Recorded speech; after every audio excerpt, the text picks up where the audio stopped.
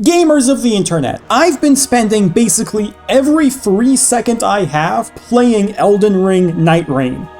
As the new FromSoft title, I, of course, had to do my due diligence and pick it up at the earliest possible time to make videos about it. This is actually my 4th video on Nightreign I've worked on in the first week of this game's launch.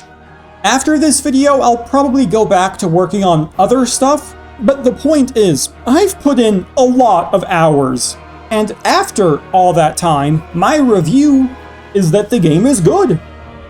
Okay, well that's a wrap everybody, the video's over I guess. Hold on. I do think the game is good, but the story of reaching that conclusion is a little more interesting. So join me today as I go in depth with Nightreign.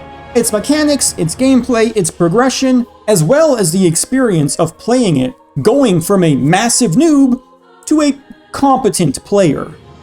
Before I get into it though, it would mean a ton if you could like, subscribe, or even leave a comment. Better yet, you can join my YouTube memberships. I'll go into more details about that at the end of the video though. For now, let's begin by going over my experience with Nightreign. If you've seen my other videos on Nightreign, then you would know I'm someone who usually prefers solo play over random multiplayer. I'm pretty extroverted in real life, but when I'm on my computer, I act like a little cave goblin and have no interest in making new friends. As such, my first 5 or 6 hours of Nightreign were spent exclusively in solo. This was probably a bad idea.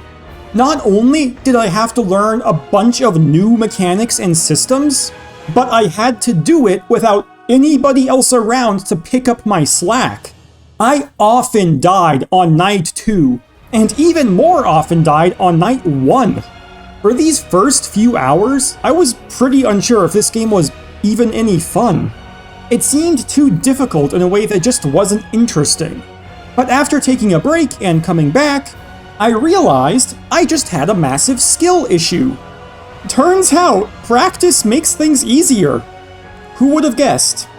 And at around the 5-hour mark, I began doing significantly better in my solos. But I still couldn't pull out a W. This is when I got over my crippling fear of internet strangers and started queuing up for random trios. And let me tell you, I was shocked at how good that experience was. It's almost like a game designed to be played with 3 players is fun when you play it with 3 players.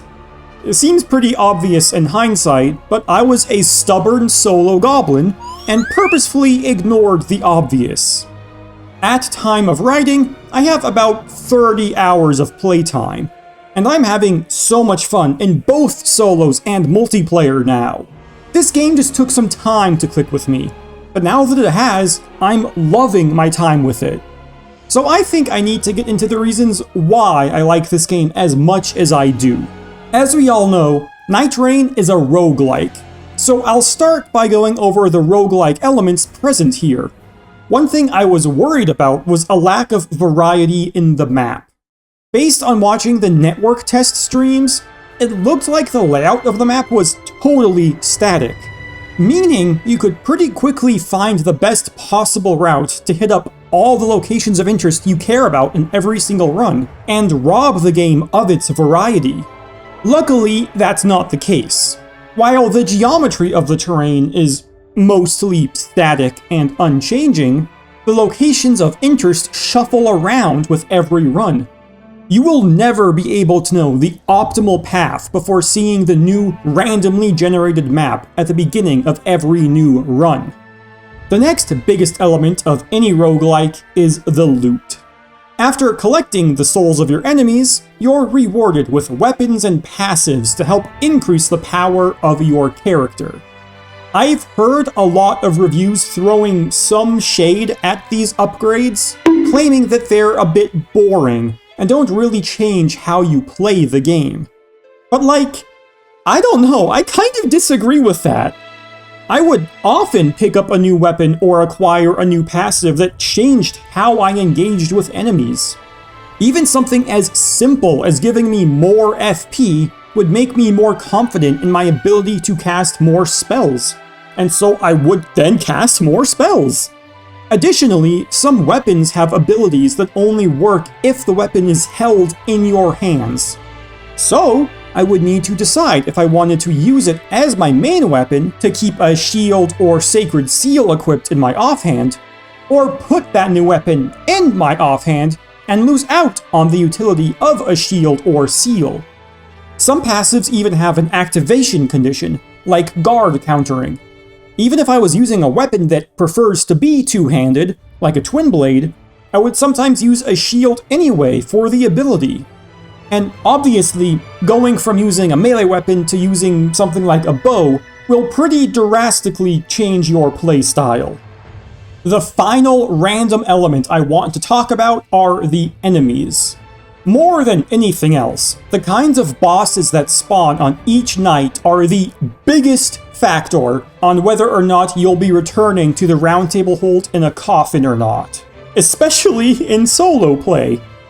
Maybe my mental is weak, but anytime I see that I have to 1v1 a Royal Revenant, I just already accept that I'm going to die.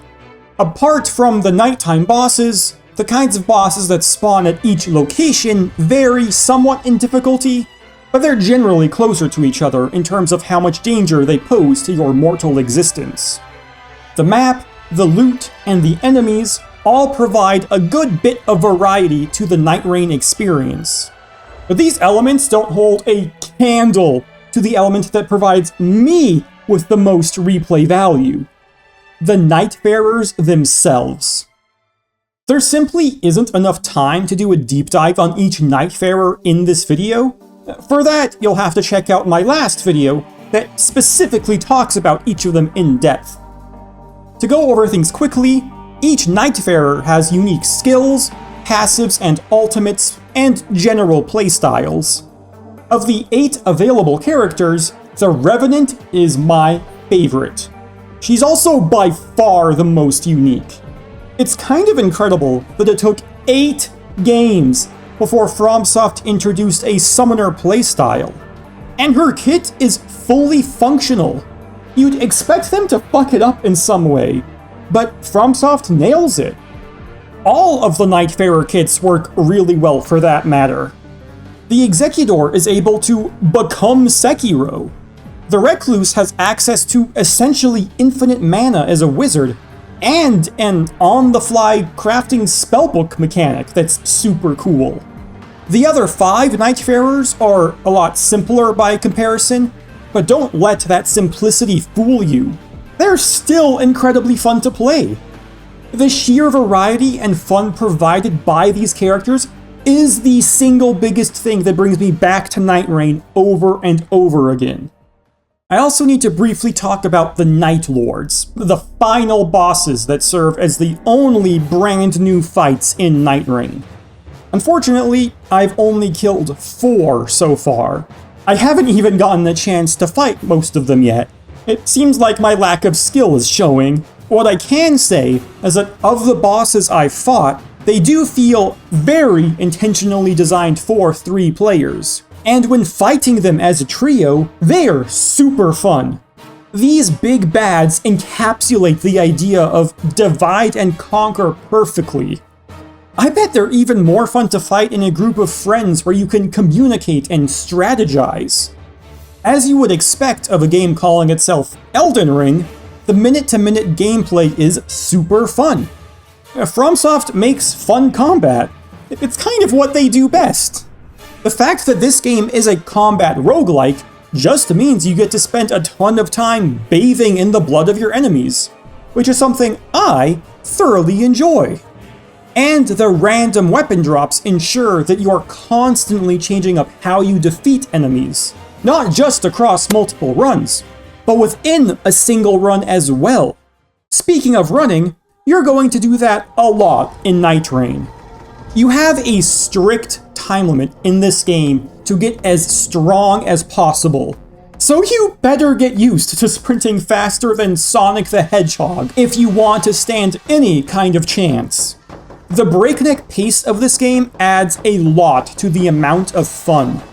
I know some people hate time limits in games, but I don't really think Nightreign falls under the same category of time limit as, say, Dead Rising, OG Fallout, or Persona. Because this game is a roguelike, failing to meet the time limit on its terms just means you restart a run and try again. It's not really a big deal. The time limit encourages you to strategize the most efficient way to maximize your money and equipment during your run, which is the most fun way to play the game. It will also lead to a lot of moments where the Fortnite circle is closing in, but you decide to try and kill one last camp before the ring cuts you off completely in order to maximize your profits. Sometimes that gamble pays off, and it's awesome. More often than not, though, at least for me, that ends up being a decision which ends my whole career. But the risk is a lot of fun. Another part of maximizing your power comes from how efficiently you navigate the map. There's spirit spring spots that let you take off like a rocket, reaching high places in a matter of seconds. You're going to use these in every run. They ensure you're never stuck in an area of low ground, which is very helpful when trying to outrun the Fortnite circle. On the other hand, the second biggest movement mechanic, the Spirit Hawk trees, might go unused on some of your runs. It just depends how the map is laid out on that particular instance. Even if they're used less often than the springs, they are no less important. They allow you to cross crazy horizontal distances in a pretty short amount of time. I often use these to reach churches of America across the map that would otherwise take way too long to get to. The existence of these hawk trees means that the entire map always feels accessible to you. There really can't be a bad spawn when you have access to these trees. And at least for me, taking advantage of their insane mobility kind of feels like I'm getting one over on the game, even though they're absolutely here by design. So there's a ton to like in Nightreign. With that said, not everything is perfect. I praised the loot earlier, but it still has some problems. For starters, let's talk about the talismans. Not every talisman is going to be useful on every character, which is fine, especially if you're playing in a group. The odds are someone is going to want any particular talisman you pick up. The exception to this comes from the status ailment talismans. These are essentially worthless. I'm never happy to pick one of these up. Yeah, they might technically make me stronger, but the increase in power is negligible. Also, there's multiple status talismans in the game that increase resistance to different ailments. So if you pick up a talisman that increases rot resist, but then enter a Deathblight camp, that talisman isn't going to do shit for you. I think there should only be a single status talisman in the game that increases resistance to all ailments. That would make that talisman feel more universally useful, and might even make me a little happy to pick it up. I also think I need to talk about these starting weapons you find throughout chests in the world. They're bad by design, and I get that. They're the most common weapons after all, but finding them and picking them up still feels boring to me. I don't really know if there's a solution to this problem, or if it's even really a problem in the first place, but I wanted to bring it up as a negative point anyway. On a related note, having 6 weapon slots is both a blessing and a curse. More slots obviously means more power, but it can be very hard to manage or remember what you have equipped. Trying to keep track of what each weapon is doing for you and what you should swap out if you find something better is mentally taxing. I also really struggle with the sacred seals and magic staves. Their picture in the bottom corner only shows what the heavy attack spell is, but you have no way of knowing at a glance what the light attack spell is, so I often forget what is attached to what sacred seal or staff. It would be nice if both spells could be visually represented in some way. Nightraign's odd loot doesn't just stop when the run ends, because this game has some odd meta progression. Permanent progression is earned via the relic system. Relics have random effects attached to them that make you stronger, and relics can be equipped to characters using special color-coded chalices. I do think it's a lot of fun to unlock new relics. I mean, anything with the word random in it is going to make my eyes light up, but managing your relics is a little tedious. I eventually found that, at least for me, the best way to keep myself from going insane is to completely ignore all the relics I pick up until I decide what character I want to play next, and only worry about changing my relics on that specific character, rather than constantly trying to keep every character up to date with my newest relics. Finally, I'd like to talk about some of the field bosses. Dangerous high-level enemies are just walking around the map to be engaged with whenever you want to fight something tough. Beating these bosses gives you a lot of money and potentially very strong equipment. On day 2, you should probably try and make an effort to fight at least 1 or 2 of these things. Unless it's Loretta or a tree sentinel. I cannot tell you how many times my team has tried to fight one of these 2 bosses around level 9 or so, only to get absolutely shit on.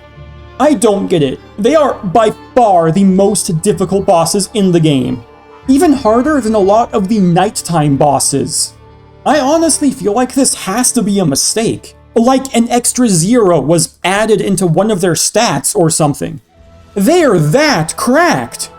In my opinion, you should treat these 2 bosses the same way you treat alt-right Republicans, and stay the fuck away from them. And that brings me to the end of my review. The game is good. It took some time to learn that, but once I did, there was no going back. It's mostly a pure positive experience. I mean, I'm a pretty positive person anyway. There's not a lot of stuff I dislike, so consider that if you're considering picking this game up. If you're interested to learn more about me and my gaming preferences, consider becoming a member with the link below. Members, of course, get the basic features you would expect, shoutouts at the end of videos, and early releases of videos, but there's also some more interesting perks you receive. You'll get the ability to ask me questions that will get read aloud and answered at the end of videos. Members also get access to read all of my scripts as soon as they're done. I've made, like 40-some videos? So there's 40-some scripts in a folder for you to look at. These scripts include my editing directions written in red. So when you read one of my upcoming scripts and see the words, "picture of rainbow dash in jar," you can ponder what the fuck I mean by that, as you eagerly await the release of that video. I'm brand new to memberships, so feedback on how best to set this up is welcome. And if you sat through my explanation of my memberships, I thank you so much. It really means a lot to me that you watched to the end, so thank you again. With all that said, until next time, please remember to stay positive and have a wonderful day, everyone.